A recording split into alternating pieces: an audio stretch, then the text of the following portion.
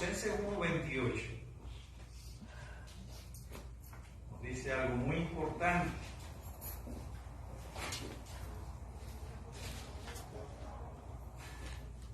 Dice así.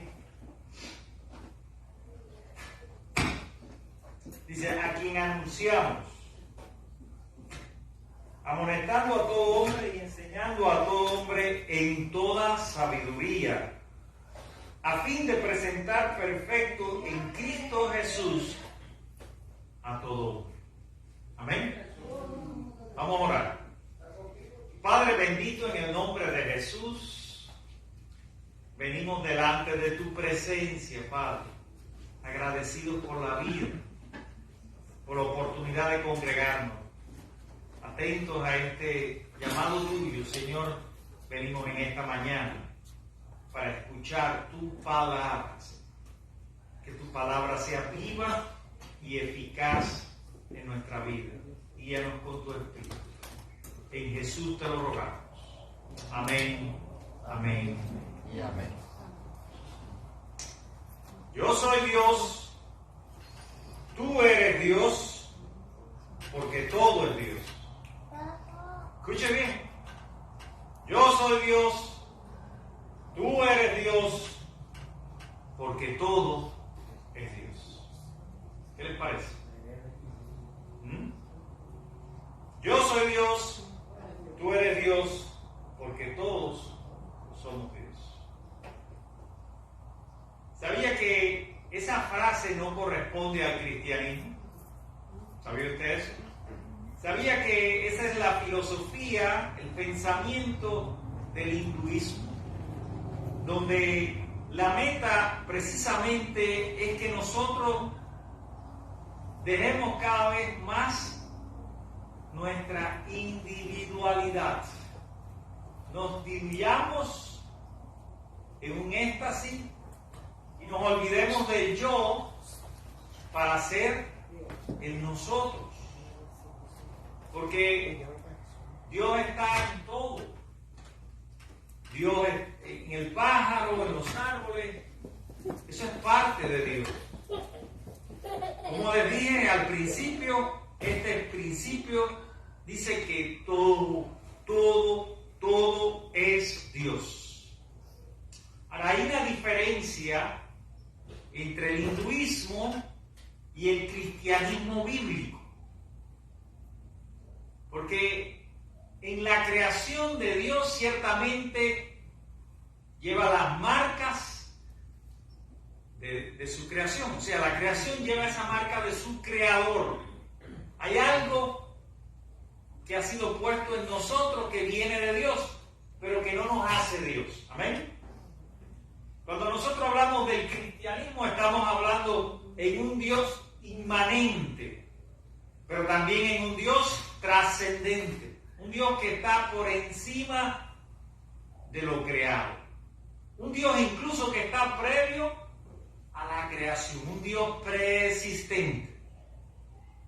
O sea, estamos hablando de un Dios personal, de un Dios que precede al orden creado, de un Dios que se revela por medio de su creación y de las Escrituras, la Biblia, ¿verdad? Ahora mira lo que nos dice Colosenses 1:28, a fin de presentar a todo hombre perfecto en Cristo.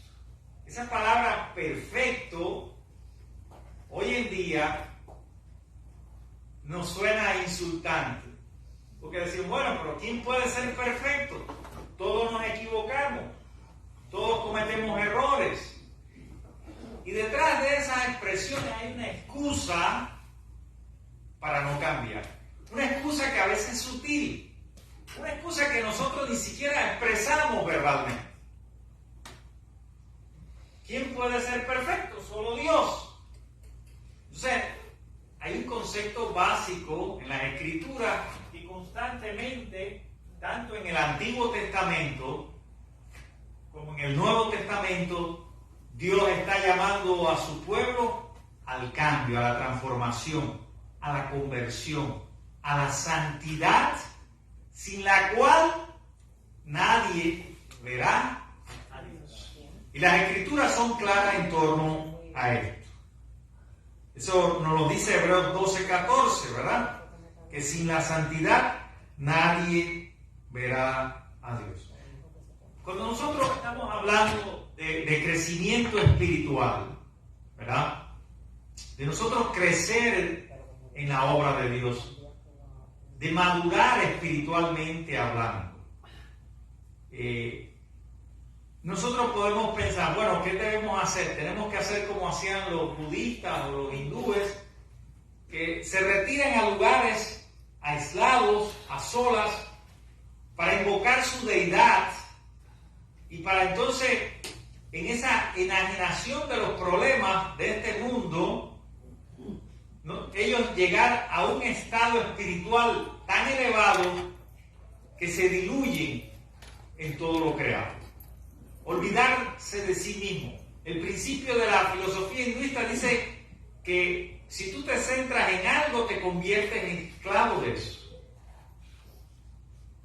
Entonces se trata de vivir una vida ilimitada, donde todo eso vaya quedando a un lado, todos esos placeres egoístas vayan quedando a un lado, y tú alcances ese estado espiritual de conexión, de comunión, de revelación con su deidad. Por eso es importante que cuando nosotros hablemos de espiritualidad cristiana y cómo ser personas espirituales, maduras en Cristo, nosotros entendamos cuál es la naturaleza de esa realidad que yo invoco cada mañana. Esa realidad espiritual, de ese Dios en que yo creo. Nosotros le hemos puesto Dios, pero realmente es una realidad espiritual que nosotros cada mañana en nuestras oraciones invocamos. Tenemos que conocer cuál es su naturaleza. Cómo es que Dios se revela a los seres humanos. Cómo es que Dios interactúa con los seres humanos. Cómo es la naturaleza de Dios. Cómo es Dios en Jesucristo. Cómo Dios actúa en la salvación del pueblo de Israel. Cómo Dios actúa en los propósitos de la iglesia. Cómo Dios actúa en mi vida, porque es un Dios personal. A fin de presentar a todo hombre perfecto en Cristo. O sea que hay un fin. Y no valen los ejercicios espirituales enajenados del mundo, por muy buenos que sean. Esa gente que dice, no, voy a recibir paz y voy a cruzar las piernas. Usted lo puede hacer, pero ¿a qué deidad está invocando? ¿Cuál es la naturaleza de ese Dios en el cual usted cree? O sea, hay mucha influencia de las religiones hinduistas en el mundo de hoy. Y la gente vive necesitada de un encuentro con algo superior, que le dé paz, que calme su ansiedad, su estrés, porque la vida moderna está cargada de cosas negativas. Para nosotros los cristianos tenemos algo muy importante y diferente, que Dios nos habla de manera personal. Dios te habla a ti de una manera muy personal, que no es la misma manera en que Dios me habla y se comunica conmigo, aunque los propósitos eternos sean los mismos. Porque Dios también es un Dios que acepta esa diversidad de su creación para que le adoren y para que le reconozcan en todo momento. Entonces, cuando nosotros queremos crecer espiritualmente, tenemos que crear esa relación con ese ser en quien creemos y tenemos que conocer a ese Dios. ¿Y cómo conocer? ¿Cómo escuchar la voz de Dios? ¿Cómo conocer los principios fundamentales del cristianismo? ¿Cómo conocer el carácter de Dios si no es a través de su palabra? Esa revelación escrita que es un manantial de vida que fluye para vida eterna. Tenemos que nutrirnos necesariamente de la palabra para no perdernos, para no diluirnos en una adoración a algo que no sé qué es lo que es. Por ahí andan los universalistas. No saben quién aquí es algo. No lo definen porque para ellos definirlo es limitarlo. Ellos tendrán sus ideas, yo las respeto, pero esa no puede ser mi fuente de crecimiento espiritual, y les voy a decir por qué en esta mañana. Miren lo que nos dice Jeremías, capítulo 17, versos 9 al 10. Jeremías nos dice algo muy importante. Vamos a buscarlo en nuestras Biblias. El profeta, en una situación triste, el pueblo no escuchaba a Jeremías, escuchaba a Hananías, que era un falso profeta, porque las palabras que salían por la boca de Jeremías eran muy duras para el pueblo. Le hablaba de obediencia, le hablaba de santidad, les nombraba las cosas que habían estado mal ante su Dios. Jeremías, cuando usted lee el libro del profeta Jeremías, te da una sensación de que en cierto momento el profeta incluso se siente frustrado por tantas veces que ha intentado de convencer. Claro, no es él el que tiene que convencer al pueblo, es precisamente Dios el único que puede convencer tu corazón. Amén. Incluso yo estoy hablando aquí, quizás algunos de ustedes no se convenzan con mis palabras. Está bien. Lo importante es que Dios nos convenza de la necesidad urgente que tenemos todos, no solo ustedes, sino yo también, de buscar ese Dios que se nos revela en Jesucristo. Amén. Entonces miren lo que nos dice aquí Jeremías. Dice en el verso 1 del capítulo 17: el pecado de Judá escrito está con cincel de hierro y con punta de diamante, esculpido está en la tabla de su corazón y en los cuernos de sus altares.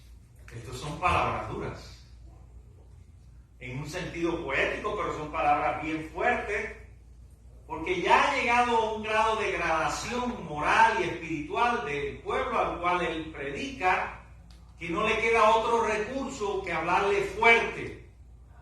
El pueblo se está perdiendo todo lo que Dios había sembrado en el corazón. Es como si lo hubieran olvidado, todos los hechos portentosos que había hecho Dios, es como si hubieran borrado el casete, hubieran olvidado, de hecho habían olvidado a Dios. Pero en el verso 9 y 10 nos dice algo, que es a donde quiero llegar. Nos dice aquí: engañoso es el corazón más que todas las cosas y perverso, ¿quién lo conocerá? Una de las cosas, cuando la Biblia habla del corazón, está hablando del asiento de las emociones y los sentimientos. Pero todos sabemos que eso ocurre a nivel cerebral, ¿verdad? Pero era una manera de los antiguos dar a conocer estas cosas, ¿verdad? Dice: yo Jehová escudriño la mente, que pruebo el corazón para dar a cada uno según su camino, según el fruto de sus obras. O sea, cuando se habla de esa espiritualidad que se basa en una intuición interna, eso uno tiene que ponerlo entre comillas. Esa subjetividad que te va a hacer crecer en lo que Dios demanda de ti, en los propósitos eternos, tal y como nos lo describe la palabra, usted tiene que ponerlo entre comillas, porque ese no es el camino. Ciertamente hay un viaje espiritual, hay una jornada espiritual que cada uno de nosotros tenemos que ir andando, tenemos que ir caminando en ese viaje espiritual, en nuestra relación con Cristo, con Dios, ¿verdad? Pero no podemos confiar en el corazón, no podemos confiar en lo que nos dicten nuestros sentimientos y nuestras emociones, porque son muy cambiantes. Por eso la palabra nos está advirtiendo de algo muy importante. Ustedes no van a crecer espiritualmente basado en un autoconocimiento, sino en la revelación de Dios. Amén. Y esto es muy claro en esta mañana. O sea, nuestro intento autónomo por definir la naturaleza de Dios produce idolatría. Porque ya no es el Dios que se revela, el Dios trascendente que me habla a mí, sino es el Dios de mis conceptos, el Dios que yo como ser humano he creado en mi mente. Y esa imagen de Dios es idolatría. A veces en la iglesia tenemos una imagen de Dios falsa, porque nos educaron mal, nos enseñaron mal. Por eso, para saber discernir el error de la verdad eterna, tenemos que estudiar las Escrituras. Amén. Tenemos que pasar tiempo con Dios, porque nos desviamos y no nos damos cuenta. Nos desviamos tanto que de momento no sabemos ni en quién creemos. Hay personas que dicen, no, yo creo en todo. No, yo creo en todo. Yo creo en lo que creen los hindúes, yo creo en lo que creen. Si crees en todo, no crees en nada. Si crees en todo, no crees en nada. Si vas a creer, y esa es mi invitación en esta mañana, cree en Jesucristo. Amén. Cree en su amor, cree en su verdad, cree en que este Dios revelado en Él te va a librar y te va a traer paz desde ahora y por una eternidad. Te va a inundar el corazón de tanto amor que tu corazón ya no va a ser como el corazón del pueblo de Israel, porque va a ser un corazón sano, un corazón fuerte, un corazón dispuesto a amar y a perdonar. O sea, no podemos hablar de espiritualidad enajenado de nuestros problemas. La espiritualidad cristiana es para vivirla en este mundo, con sus desafíos, con sus engaños, con sus mentiras, con sus falsos profetas. ¿Cuál es la manera de acabar con los falsos profetas? Multiplicando los profetas que predican la palabra de Dios. Esa es la mejor manera. ¿Cuál es la mejor manera de tú embellecer tu jardín? Sembrando plantas que den frutos, plantas que embellezcan el lugar donde tú vives. O sea, no se puede cambiar el mal con el mal.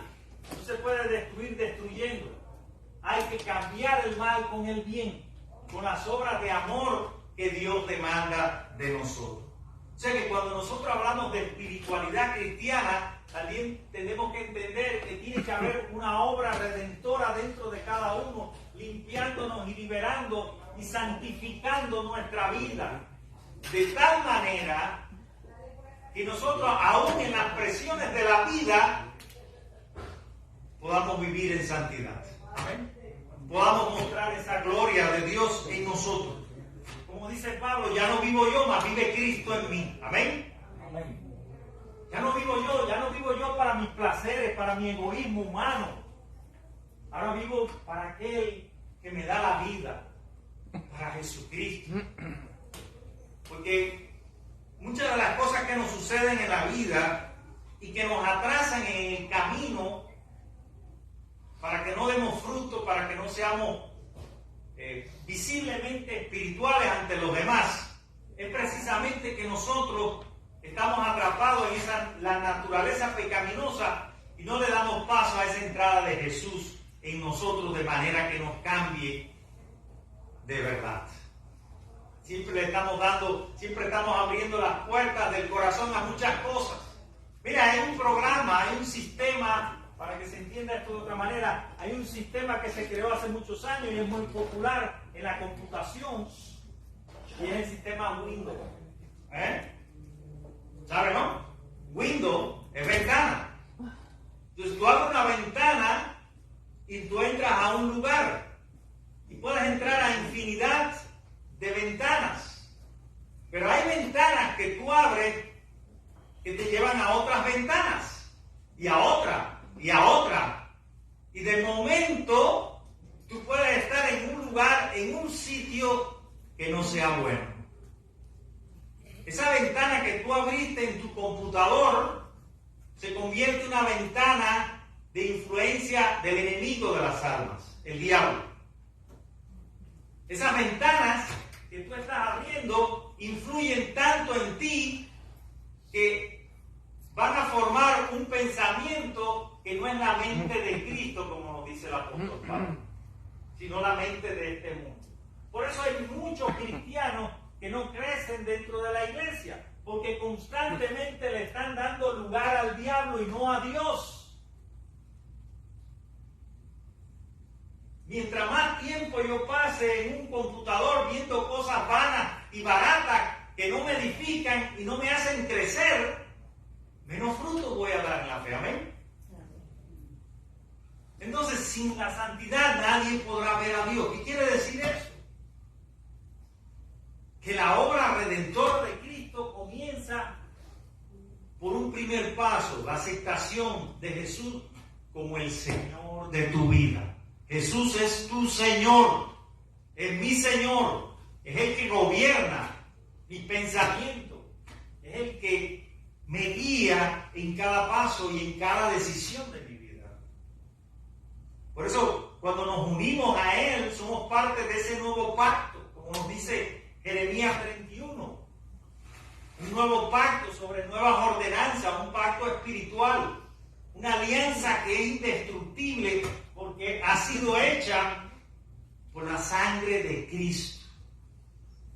Y esa unión nos da firmeza de principio y de valor para enfrentar los desafíos de este mundo con sus presiones, con sus falsos maestros, con sus cosas que nos entretienen. Hablé el otro día del entretenimiento, la cultura del entretenimiento. Nos disociamos con facilidad y no nos enfocamos en lo que Cristo quiere hacer en nuestra vida. Entonces nos quejamos. Cuando las cosas no nos dan fruto, cuando nos va mal en la vida, nos quejamos. Es lo que solemos hacer. Oh Dios, ¿por qué estoy en esta situación? ¿Por qué las personas me tratan mal? Bueno, tú has sembrado parte de eso en tu vida. Sembraste esa espina y ahora está creciendo dentro de ti y se está haciendo fuerte, está echando raíces. Por eso tienes que acudir a Dios constantemente para que Él limpie tu campo, para que las ventanas que tú abres de tu vida sean ventanas que entre agua de vida, bendición, que sobreabunde para ti y para toda tu familia. Tú y yo somos testigos de esa verdad. No solo que lo vemos revelado en las Escrituras a través de las historias bíblicas del pasado o de la propia obra de Dios en el Nuevo Testamento a través de Jesús y a través de la iglesia. No solo eso, somos testigos de lo que Él está haciendo en nosotros y cómo ha arrancado cosas muy arraigadas de nuestro corazón. Por eso le damos la gloria. ¿Usted no le da gloria a Dios en esta mañana? Amén. Gloria a Dios. Gloria a Dios. Porque estamos aquí.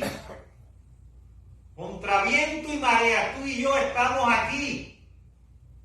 ¡Qué bueno!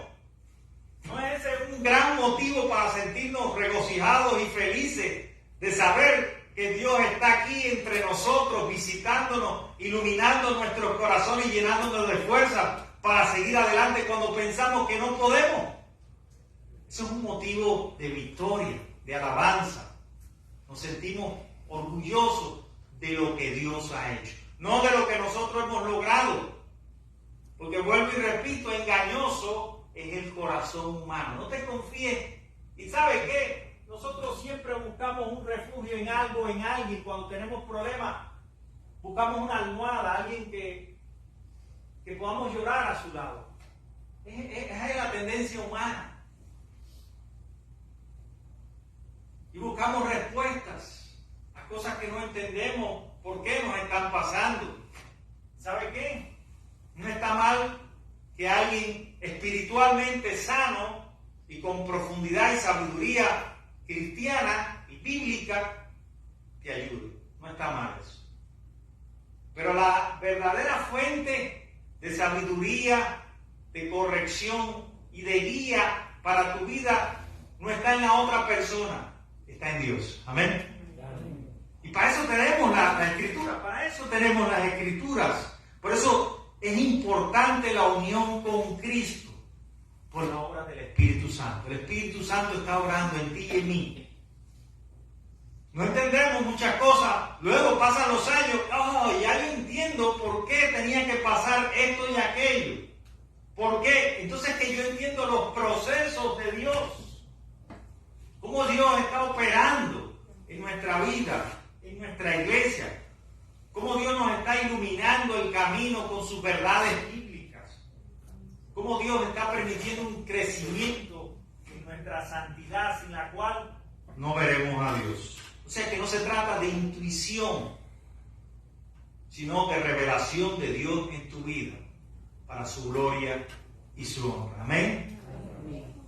Entonces, busquemos a Cristo en nosotros. Demos la entrada. Abramos la ventana de nuestros corazones para que Él pueda vivir por siempre y nos pueda ayudar y sostener en cada momento. Como dice el libro de Apocalipsis, yo estoy a la puerta y llamo. Si alguien oye mi voz y abre la puerta, hay que abrir la puerta. Yo entraré y cenaré con Él y Él conmigo.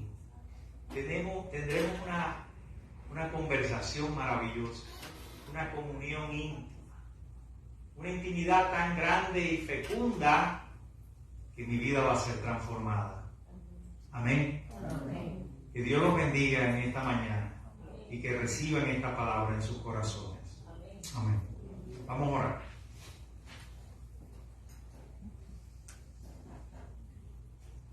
Padre bendito, en el nombre de Jesús te alabo y te doy gracias por la vida, porque es un regalo tuyo, Señor.